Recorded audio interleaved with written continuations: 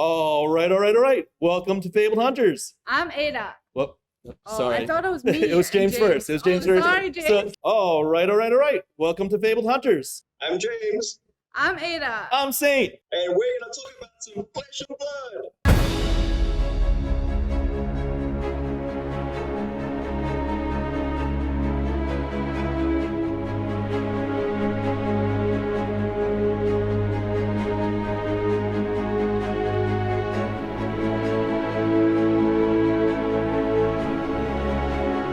Wow. Hi, James. Hey, James.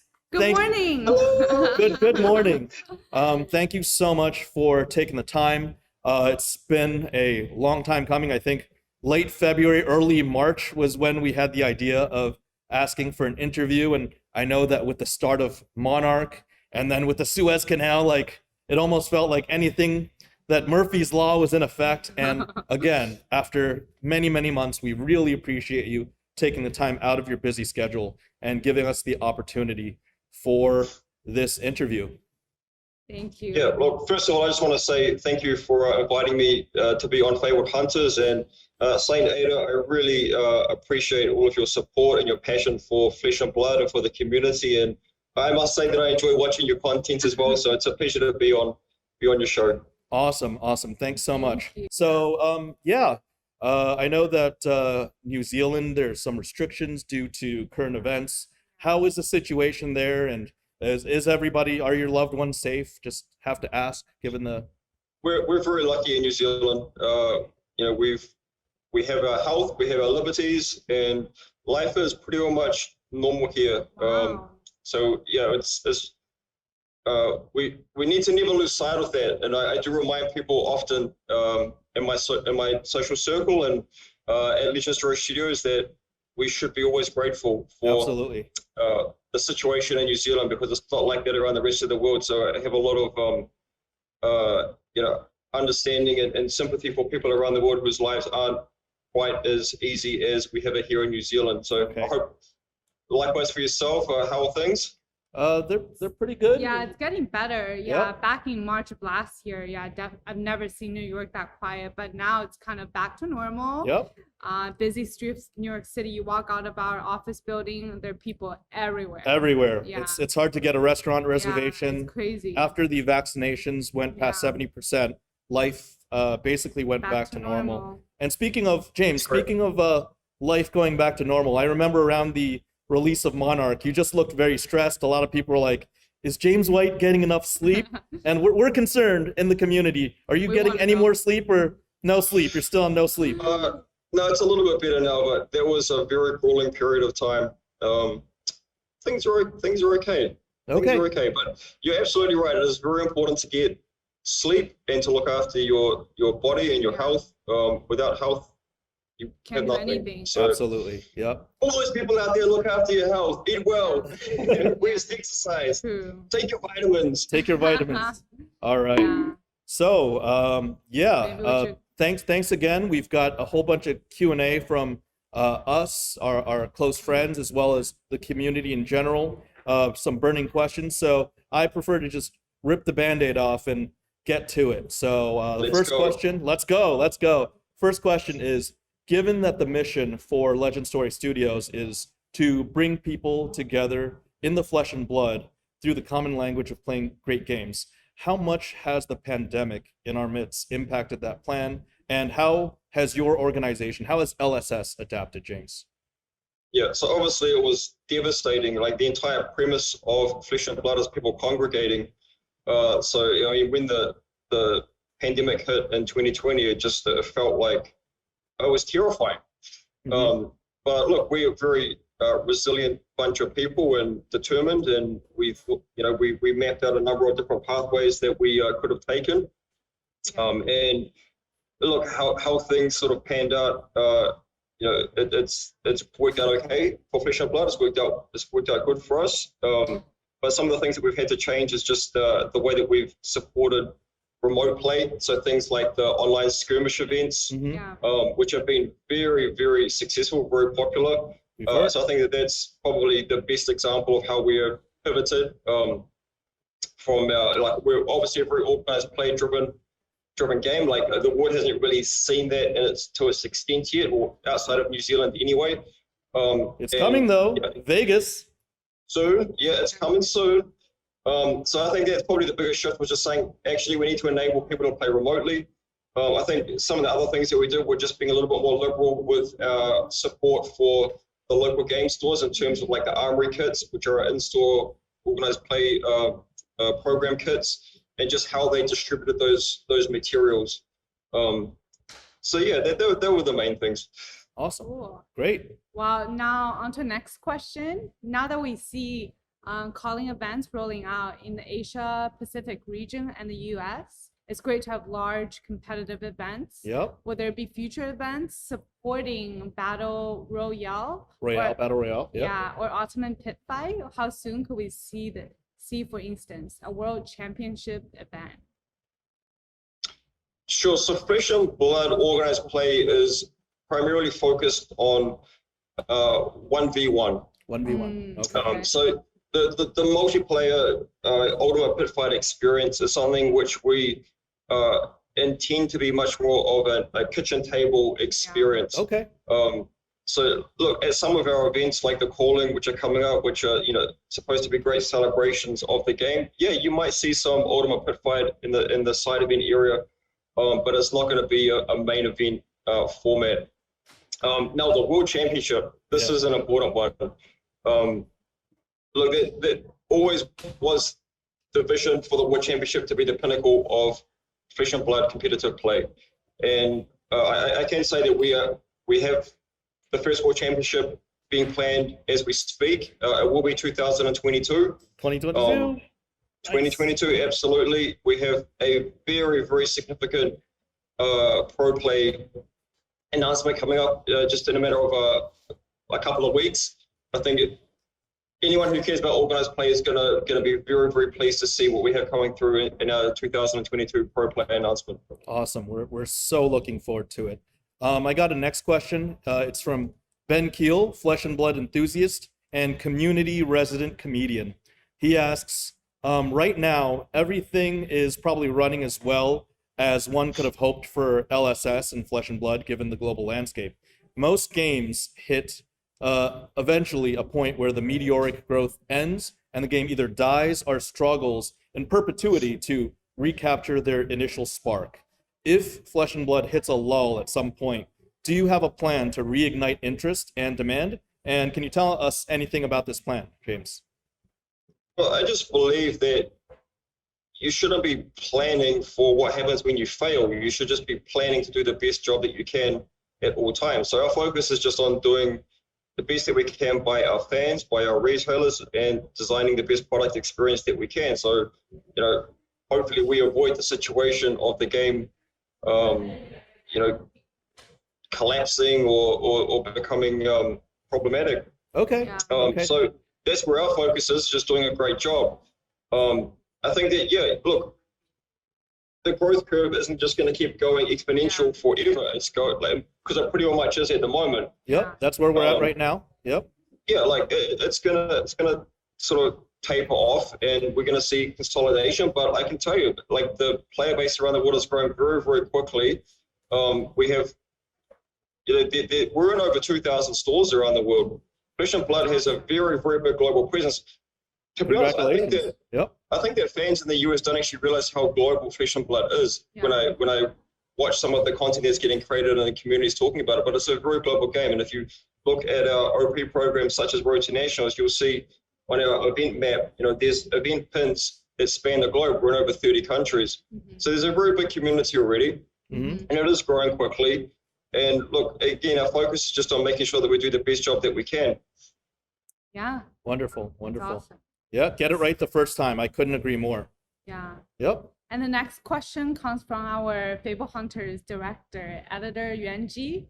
So what's your vision for the game's expanding world in the future? For example, WTR and ARC supported 4 classes each. 4 classes, yeah. And Crew supported 8. But Monarch supported 4 classes and introduced a new one, bring the 9th widely supported Illusionist class. Illusionist, yeah, thanks for the spoiler. Yes, We spoiled the that was cards. awesome. Yep. Is this the intended model for Tales of Aria and beyond? Or are you planning to keep the community on their toes?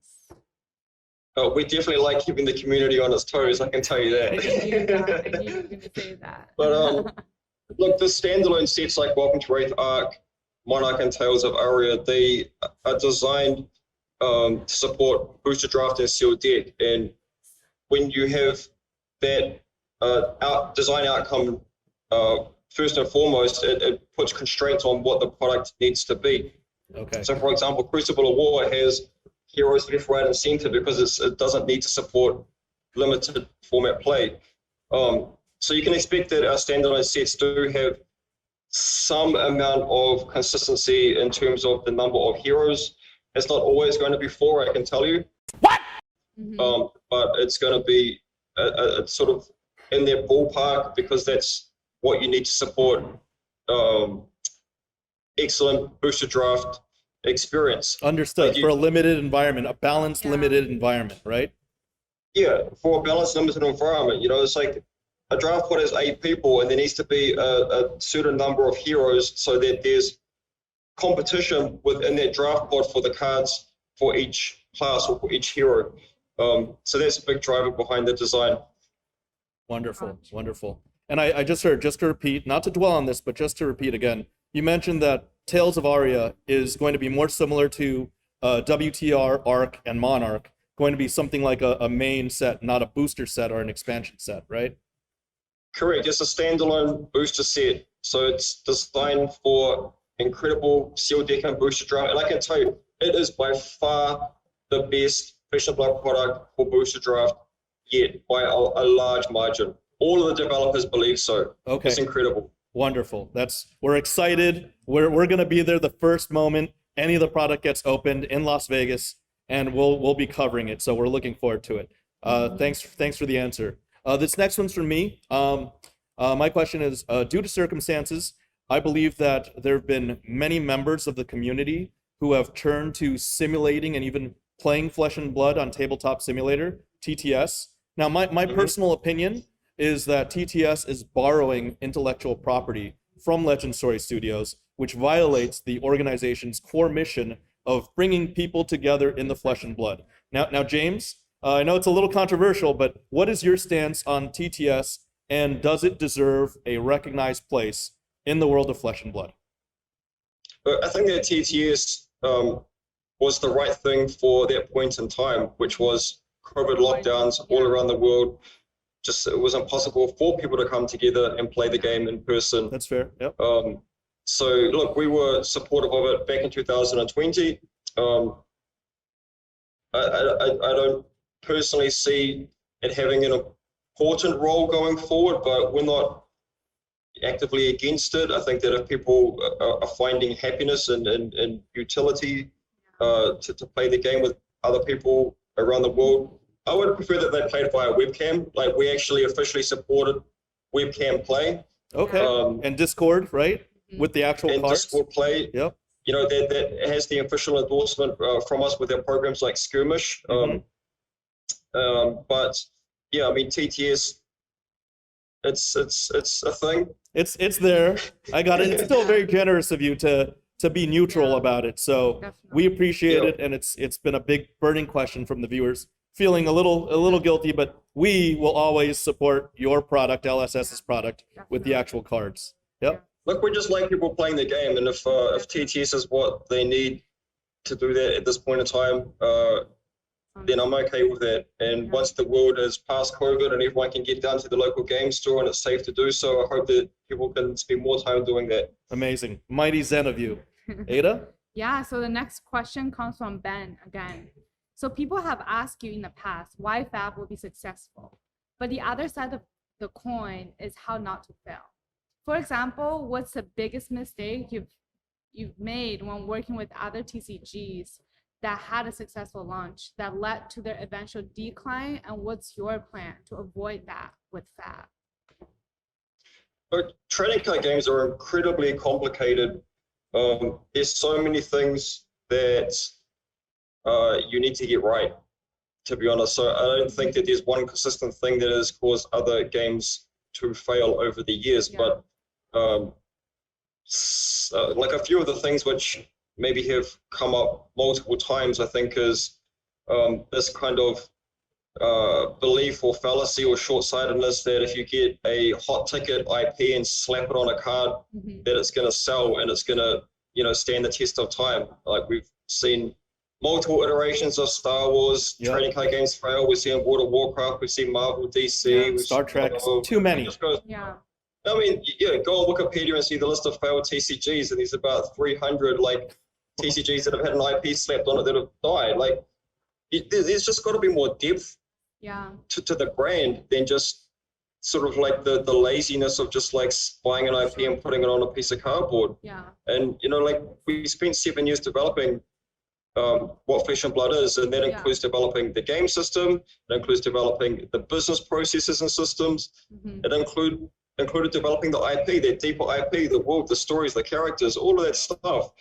And we did it because, not because it's, like it was the hardest way to approach this project, but we believed that was the only way to do it if we wanted to stand the test of time. So I think that's one of the things that I've observed as a cause of failure. Another one is just having poor commercial acumen or just poor business processes. The breakdown in supply chain and margin structure for other companies has just killed their products. So you just got to know how to run a good business. And you know, I come from a background in international business. We've been a distributor of trading card games and hobby industry products for over 10 years. I've done a lot of international business with other product categories as well, and just we know how to run a global reaching business. And Legend Story Studios has some incredibly smart, hardworking people behind the scenes that the world isn't really aware of. And you know, it's more than just designing a sweet game and shipping it around, you know, shipping it out. Like there's a lot of cogs in the machine to make this thing pump. That makes sense. A lot of talent, a dedicated team, led by you, of course, and just sticking with the principles, the morals, and just having an ethical compass that's always facing the right direction. That's absolutely, I couldn't agree more. And as a matter of fact, this ties into the next question. You had just mentioned 7 years, and this is from James Curry, known as James Badger in the Facebook groups. He asked that you said that the next 7 years of the game's roadmap has already been planned. Has your team already begun building towards year 8 and further, or are you hitting a certain point before you continue the ideation process? So when I've talked about 7 years, this was the time that we spent developing the game system. It wasn't that we have 7 years of products into the future already like in the bank. Oh wow! It's preparing. You know, we like it takes a long time to just build the system. Like Flesh and Blood was a terrible game for years and years and years. It was absolutely awful. It took years to refine it. You know. Okay. A lot of user testing. Yeah, like these things just don't start great. They start shit, and then you have to work and work and work to make them good. I'm not surprised.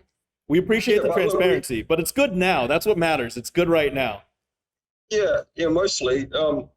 So we do have a lot of content in the bank, but it's not a 7-year runway. Okay. And then we'll go to the next question from Ben again. A lot of Ben questions. Wow. Okay. Anyways, so there's the frequently rehashed sentiment in most online FAB groups that collectors are bad for the game and they're going to kill evil investors. Responses from others in the community are often about how FAB is for both collectors and players, and the importance of collectors to the game seem to fall on deaf ears. If you were to be tasked with responding to some of these threats or posts, how would you respond? What are your thoughts, James? I mean, trading card games have always been based on collectability, well, the successful ones anyway. It's just such an important part of the ecosystem. I agree. You can't have a trading card game that stands the test of time without appreciating the collectability and respecting the collectability. So, look, I'm firmly in the camp of you gotta look after and respect and cherish the collectors. And look, it doesn't mean that the game can't be a great tournament game. Like these two things are just so, they're just different things, and they can be, you can achieve it with a singular product like very, very well by just being mindful to respect the needs of both segments of your fan base. So just absolutely collect. Look, I love collecting. I've always loved collecting. I've been collecting stuff since I was a little boy, and I think that is one of the beautiful things about trading card games is that they serve as a beautiful medium for people who like collecting stuff. They also serve as an incredible medium for people who like the competitive spirit or social gaming, or just there's so many applications for what a trading card can be in a person's life, and that's one of the powerful things about it. So power to the collectors. And look, when I see people like yourself saying opening up a game and just like the excitement and the joy of just finding like beautiful things, and to see how you react to some of it, and to the way that you sleeve stuff and get the grade, like it just makes me happy, man. Just having beautiful things around us just makes us happy. And so FaBled is definitely supposed to be a collectible game. And thank you for giving us beautiful things, you know, basically creating these beautiful things, because there's nothing else out there that brings me back to like 1994 during the toughest times in high school. Before she was 8. She always has to remind us how young she is. Before Ada was born. Okay, Ada. But I mean, there's so many applications, and you build a great card game. You've built a great card game, but you build a great card game, and there's so much utility to society. Like when I was young, when Magic the Gathering was in its infancy stages, like that kept a lot of kids off the streets and kept us from not doing you and so we're speaking the same language here, James, and you get it. And now you're doing that for this generation, and it's so meaningful, and it just takes me back. And I'm sure the young kids, the teenagers, are in for a treat. That's all I can say. I got another one for Yuanji. Yuanji, our director, asked, while much of the art is amazing, it feels like some of the pieces have little correlation with the card or class itself. Here's looking at you, meet and greet. And he's asking, are there plans to expand upon the art direction and other creative aspects of the game? And how is this going to be handled? Now, that's a Yuanji question, but my question to piggyback on top of it is, there's recent rumors that some big name Magic the Gathering artists might be looking to so what say you, Mr. White? Yes, so look, it's obviously always a very subjective thing, and look, we really strive to do the best that we can with our art. And you know, my creative director, who's a co-founder of LSS, he is the head of our creative team, and I can tell you he works incredibly hard with all of our wonderful artists around the world to produce very, very high quality, industry leading pieces of art. It's not to say that we can't do things better and we can't explore different, you know, art styles and things like that. And like we're always thinking about how we can improve in every area of the product experience. But you know, Robbie, he's actively looking at ways that he can do things you know, differently to make the game present beautifully to fans around the world. So yeah, look, I think we have heard a little bit of that feedback, and we are, you know, reflecting on that. But you know, I would just, you know, like to say that I think that our art in general is of a very, very high caliber, and we do work with some you know, world leading artists, and there's some very, very exciting artists who are joining our roster as well. And you know, it's funny that you mentioned about the very high profile artists, because I was gonna try and sneak that into the interview today. But yeah, I am very, very, very proud to say that Mr. Mark Paul, has his first pieces of art featured in Tales of Aria. So there's something for the fans to look forward to. Oh wow! Okay, that is a tidbit. That is a gem. Thank you for that. And you heard it here first. You heard it here first, and look, it's a fantastic story. The way that Mark came about working with Flesh and Blood is because his son is a fan of Flesh and Blood. Wow. That's how I got on his radar. His son is playing Flesh and Blood. So there you go, connecting the dots. But I tell you what, I've been tapping Birds of Paradise since about 1994. Yep. And leveling the playing field with balances and drawing 3 cards with Ancestral. So I know how good a my call card can be in defense. Yeah. They can look forward to some very, very cool cards coming through from my call and Tales of Aria onwards. Spoilers. Wow. Thank you so much for revealing that. I can't wait. Yeah, I love BLP. I've collected BLP, and this is going to be amazing. I'm looking forward to it.